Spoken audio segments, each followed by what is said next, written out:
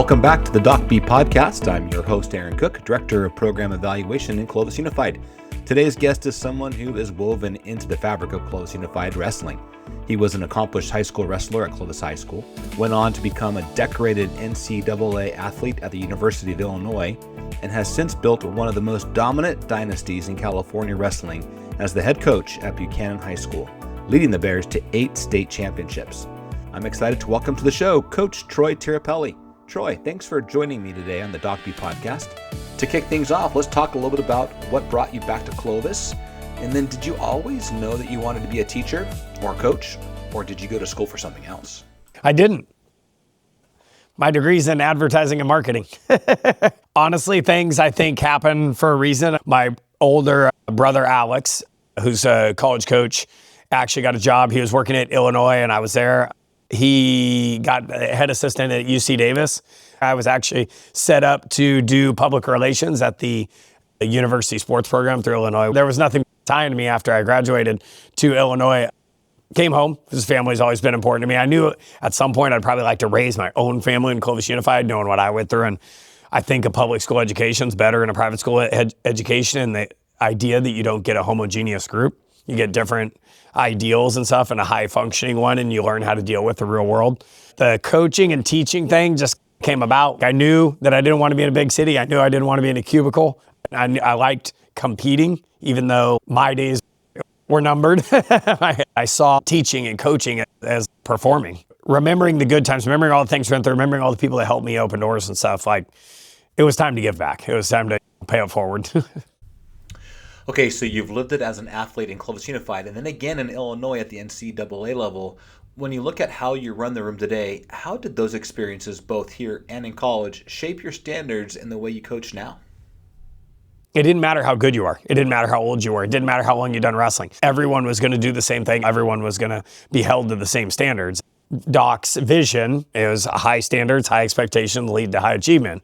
And we've lived it. That is the process. That is the underlying factor that's made us uniquely successful in the sport. We're in the service-based industry as teachers. Like, our job is to give these kids, and even in coaching, same thing, a good experience, like an experience that they can grow from. Wrestling is just teaching you the tools of how to conquer life. That's what I enjoy most about it.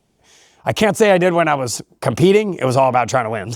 But when you get older and start to see things in a little bit different light, the coolest part is seeing them like try, fail, and then get back up and try again. Oh, I didn't get what I wanted. Okay, that happens sometimes.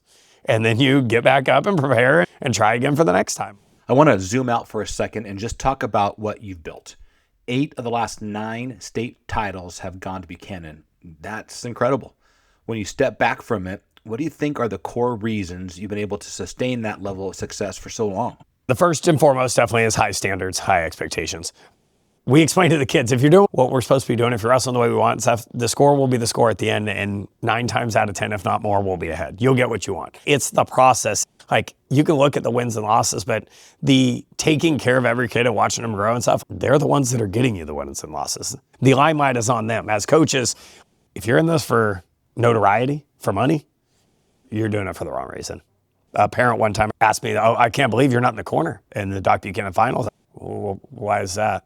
Like, you're the head coach. I just can't believe you're not in the corner. Those 2 out there with him, work more with that kid, and he relates better to them. Maybe hit their style of coaching. I do a little more yelling. Maybe it throws him off. It's not about me. Our job is just to help them get the things that they want and give them the tools that they need to move on.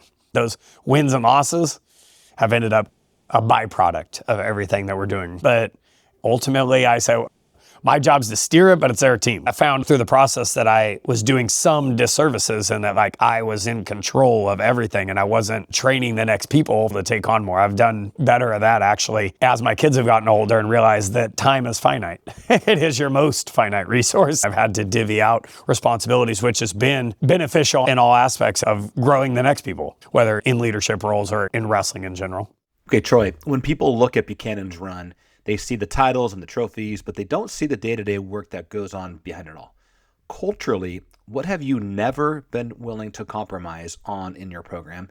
And how do you get teenage athletes to buy into being part of something bigger than themselves rather than just focusing on their own individual successes? that we've never wavered on: accountability. Holding themselves accountable, holding each other accountable, then the team of Buchanan, then the individual. We're trying to get them to buy the fact that they're a part of something bigger than themselves, like that you have to work within the confines and rules of the team. Basically, that's how you get your cliches of iron sharpens iron. Like, wrestling is awesome, and I love the aspect, just like a track or a swimming, that you can win on your own. But the more important thing is how you're positively affecting the team. When you talk about being part of something bigger than yourself, that's a big idea for teenagers. What does that look like in your room, and how do you teach that to your kids? We have mottos each year, and we put them up in our room. They're big magnets that sit on the walls. People should come in sometimes. Some of them are like Chinese proverb. This year's motto is self versus selfless. We were trying to understand how that relates to wrestling, and they all wrote up things, and we put them on a big corkboard. A time when they saw like a selfless act, trying to understand that selfless is greater than self. And it was pretty awesome. One of the kids talked about, a couple of the kids on the team were missing a high-level class because they had to go for travel. Every time they come back, I'd meet with them after school a day or even on Sunday to catch them up on the things that they missed, run a tutoring session. Those are the things that warm your heart, make you excited that we are doing this for the right reasons. The championships, the winning, it's great, and everyone wants to shake your hand and pat you on the back. But ultimately, it's over a couple weeks later. Nobody cares. If I can have them from 7 to 12, like, they'll become something. It might be in wrestling. It might be the next principal of one of these schools. But they'll have the traits and characteristics and fight to move mountains, get what they want, go for it. So you've mentioned mottos and sayings on the walls of your wrestling room. And for people who don't know Doc, and if they walked into your room today, what would they see up there that really represents who Doc Buchanan was and what he stood for? One of the first things I did was try to implement all of Doc's philosophies. My mom and dad were giving those philosophies to us as a family before even really knowing about Doc or Clovis Unified. We happenstance came to the Clovis Invitational. My mom realized real quick that this is where we wanted to be. The same things they were teaching us, only your best was acceptable. Anything else is unacceptable. We always felt like that was the original idea of Clovis Unified. I tell people who have no idea about Clovis that it didn't matter what we offered. Like wrestling, football, we could offer full contact tiddlywinks. We want to be the best at it. That was the idea of Doc. Like, competition was at the center of everything. That was big in our family. In a good way, like in a healthy way, I should say. When I came, I hung up a bunch of Doc's sayings, ones that I thought that were important to me and important to the wrestling room. We read them. In the first few years, we read them all the time. When you fall off the horse, you get back up, get in the fight. High expectations, high standards leads to high achievement. My biggest one, accountability. And in the era that we're in now, we're not that far off losing all our core values. You have to have discipline before you can teach anything. I understand that some things are harder, and I think we're going to have to fight the good fight to stay with our core values. They may have to be adjusted to appropriate with the times, but we got to fight the good fight. How was Doc associated with your Buchanan wrestling program? Is there a moment that really stands out to you about those early years? Since the beginning. We wrestled second or third year, I can't remember, against Clovis. They beat us pretty good. We were in the building process, and Clovis had great teams. He came up afterwards, and you don't always want to talk to people, but I'd make the time for Doc in a second. He goes, man, you really look like you got 4 or 5 kids that can wrestle now. And I was like, yeah. The other 9, we got to get better. I thought he was going to give me the usual. But no, he pulled no punches, and I appreciated the heck out of it because that's how I am. I go, man, I wish they would get to hear him say this. I wonder if he'll come tomorrow rather than, oh, it's just Coach saying the same thing. You've got all these sayings and mantras on the wall, and you build a theme each year. Is there a moment that really stands out where you were able to point to one and tell your guys, this is exactly what we're talking about? This one isn't straight from Doc, but I know Doc would believe it. It says, are you the chicken or the pig? People come in, they're like, what does that mean? Oh, my Chinese proverb, when they always want to know. We watched a video of it with the kids. We went over it as we were trying to basically overcome Clovis. Like, we were finally good enough. It was more belief. Are you there for the person next to you? Are you going to give up? Because it's easy to give up on yourself. It's really hard when you understand you giving up affects the person next to you. It makes you just have that little more oomph. So we're trying to buy into that philosophy. The farmer goes to the chicken and says, hey, what are you going to give me for breakfast? Chicken says, I'm going to give you eggs. It's quite a bit. Chicken's given its young to the farmer for breakfast. And then the farmer goes to the pig, says, what are you going to give me for breakfast? Pig says bacon, sausage, whatever. The pig has to give his life. They're like, which one are we? The chicken. He doesn't have to die. Exactly. That's what we are right now. We're willing to give a lot. We're not willing to give our all. When we're willing to give our all, that means you have no reservations. It's the burn the ships mentality, meaning there's no retreat. Like, you have to go for this. That's what we're trying to do. Don't have an excuse. Don't be a coulda, woulda, shoulda, but didn't. Give it your all, and there's no such thing as failure.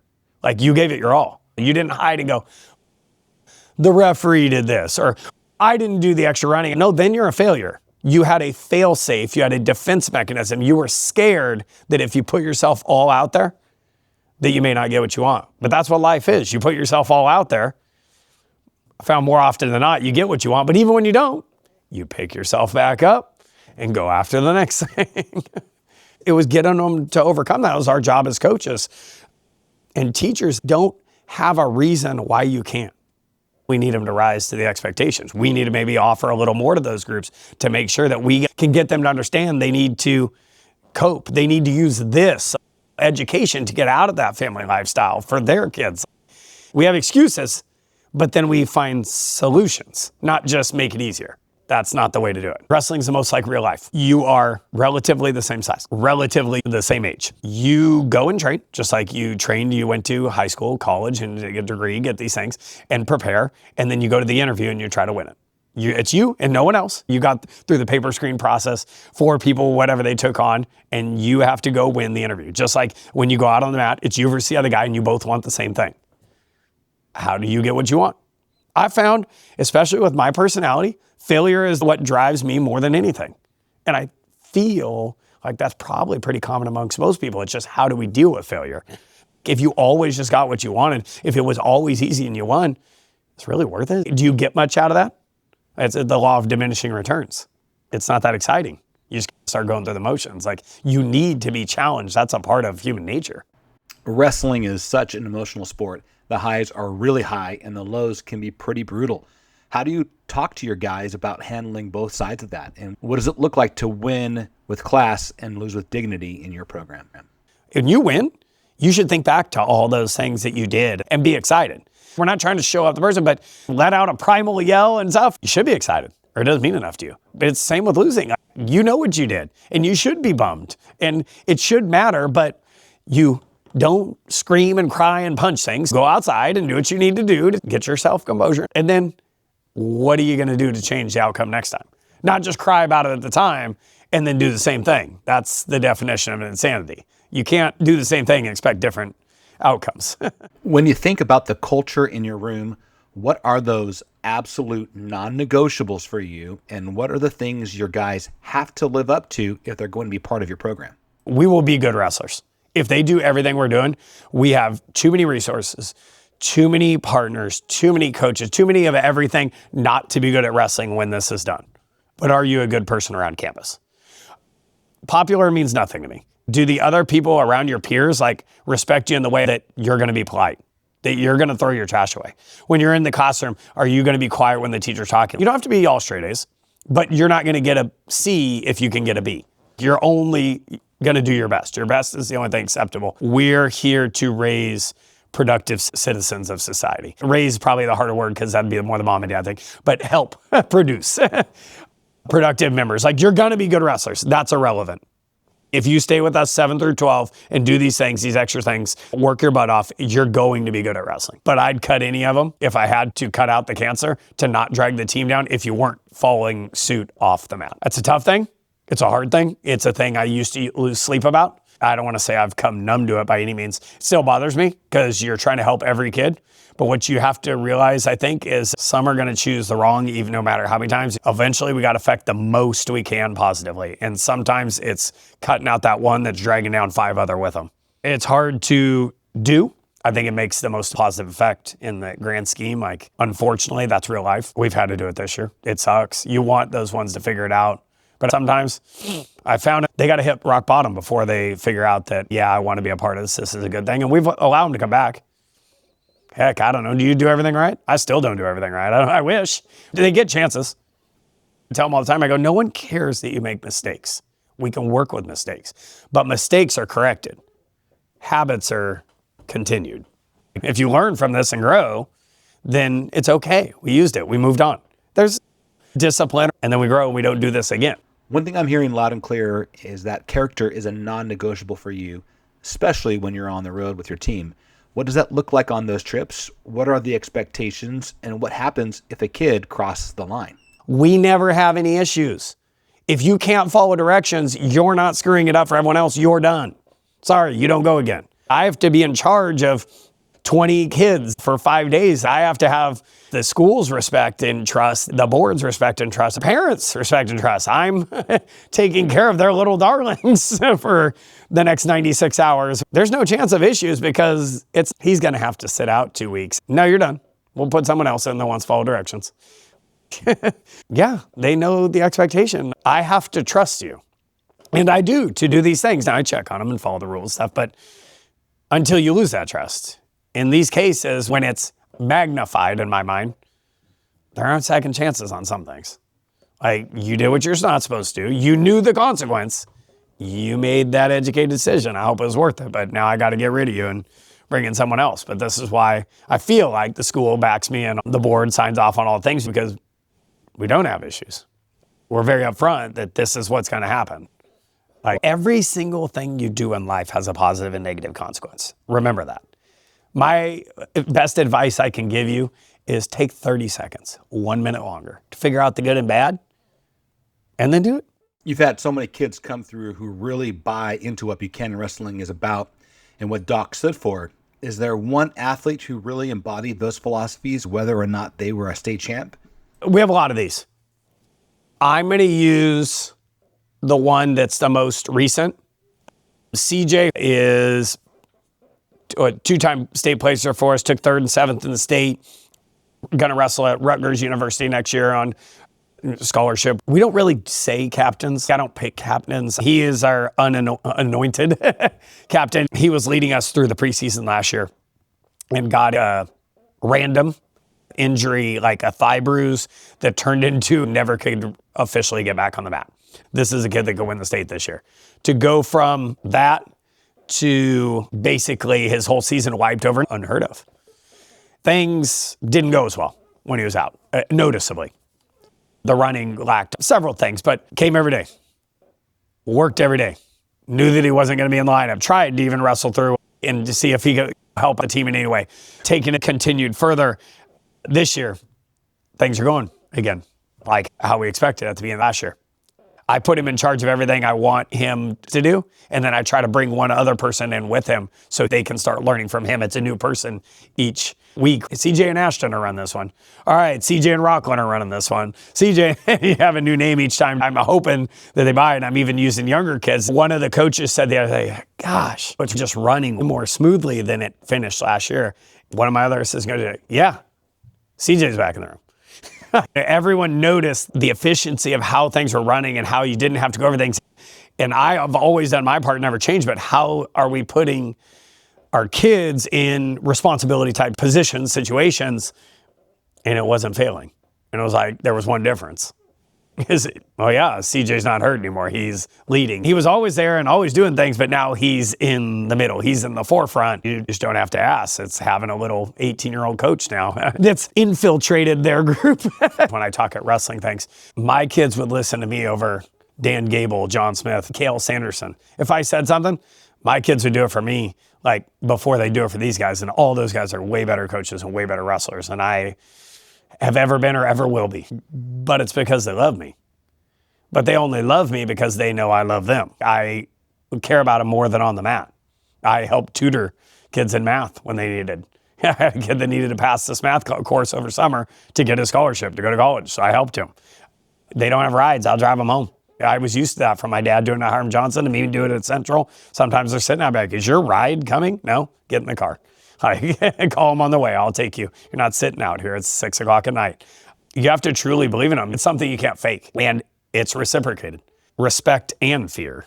Like, it's both. Like, you need both. But as I got older, the fear came from more like, you did the right thing, one, because I wanted to, but also I didn't want to let down my parents.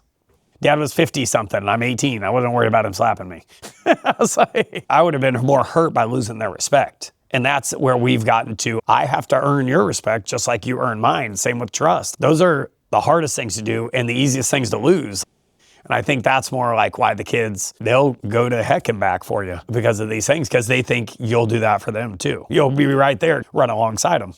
You keep on calling your wrestlers my kids, and you can tell that you mean that. But you've also got your own kids at home. How do you think about the line between being a dad and being a coach? What's your role when those two worlds kind of collide? I tell them, the best way I can tell them is I can't be their dad, nor would I try to be. I'm not usurping their dad's rights, but I said I am going to treat you like my own kids. I expect the most out of them. I expect the world of them. I'm going to hold them to the highest standard. So I think that's a good thing. I'm not going to let you cut corners, but it's no different than anything I do for my kids. Don't think I'm going to let my kids do that and then hold you to this. I sometimes give them examples. Hey, look, Jax is right there. He's in practice a couple days ago. Jax didn't have anything going on. He's 12, my son's 7th grader. We were wrestling at a bunch of different places, but all the kids not wrestling meet at Buchanan and run to Clovis West. That's our workout. And then they go support the team. I dropped my kid off to run. He ran with them. And I said, hey, look out for my son. Make sure he makes it. And they do, because he's a part of them. It's used loosely in sports, but I do feel like Buchanan Wrestling is a true family. And I use family because friends, even great friends, aren't close enough to fight. That's why you're friends. Family is together all the time. Sometimes you get on each other's nerves. Sometimes you are mad at each other, like really, like truly. That's like the bond that we're trying to have. Are you going to go to battle for your teammate? We have to be closer than that if we want the most out of us. When one of your guys graduates and leaves Buchanan and comes back in 5, 10, 15 years, what do you hope they say that they took from your program, not just as a wrestler, but as a person? What's the legacy or lesson you hope most sticks with them for life? From my program, I hope it'd be to give back. I think that's the thing. I describe all the time as education or coaching, whatever, as service-based industry. I had a lot of people who did a lot of things for me, like teachers at Clovis Unified. Beth Letterock took my writing from good, maybe above average, to excellent. I know how to write. You just hear how I talk. It's like, I had a lot of good teachers, but Beth Letterock immediately took me over the edge. When you get into building a program, like in this case at Buchanan Wrestling, we gave them the tools to do what they want to do with life, but I hope some of that is a belief that I need to give back.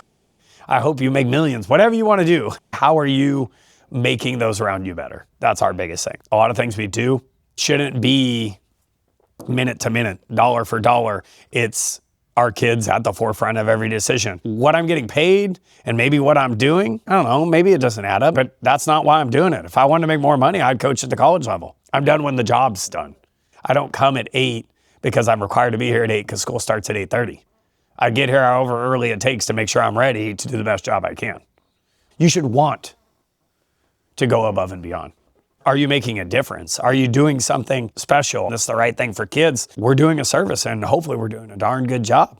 Okay, Troy, final question here. You've talked a lot about service, about giving back, and about doing what's right for kids beyond just wins and losses. In your mind, what should public education really be about today, especially with everything schools are being asked to do now? And how do you try to live that out day to day with your students on campus and in your program? Like we're supposed to be teaching life skills as much as we're teaching Abraham Lincoln as the 16th president of the United States. It's how to work in groups, how to show up on time, how to be in professional dress. Education in general, especially public, we keep getting more heaped on us. These are the things that like maybe family units were doing before, but we have to really focus on now because they're not getting it. That's the biggest thing for me with our program. What are you doing to better the situation, better the world, better those around you, better yourself, and not always look at it as a monetary value. When I see the kid purposely avoiding my gaze, I like get in front of them and say, hi. Hey, Shelby, you'll see me 6th period. I purposely make them say hi to me. But then you see them, then they smile. Hey, you don't have to look away. It's okay. We're human beings. Okay, it's not that uncool that you say, hi, Mr. Tirapelle. That's all I ask. How's your day? Have a good weekend. Little things like go a long way. When I get student teachers and stuff now, I try to give them little cheat sheets, even like cliff notes and things. Hey, struggling with the kid? Find out what they do. What do you mean? Maybe they're on the soccer team. Go show up at a soccer game. I bet they'll start listening in class. Once you see them, hey, I saw you out there. You were good. You can do all this running. Why don't you run in class? Just relate it somehow. We always talk about how to engage them, how to connect with them. You got to see them outside of your classroom. I sometimes get in my hole and then something goes on and you get out. We just walked around, saw the food trucks the other day. Said hi to about 100 kids, Coach Weaver and I. And it was, to be honest, it was one of the funnest parts of my day. Just seeing the kids like, oh, what'd you get here? What's that? How much does that cost? We need more of it. We need more interaction between the adults and the kids outside of just educational time. We need more interaction kids to kids, because I see them too much like this as a safety net. We need more interaction adults to adults, being together and realizing that we're pulling for the same thing. I'm not saying it's easy, but I think we need to take a step back every now and then and see the bigger picture of the goodness instead of just holding the door for someone. I think Omar's done a good job in the last 2 years to talk about that. It's a little different in PE land, but asking them to be at their door. Instead of sitting at your desk, fist bump them, something, say, hey, how's it going, Michael? Just something outside of, all right, open your book to page 30.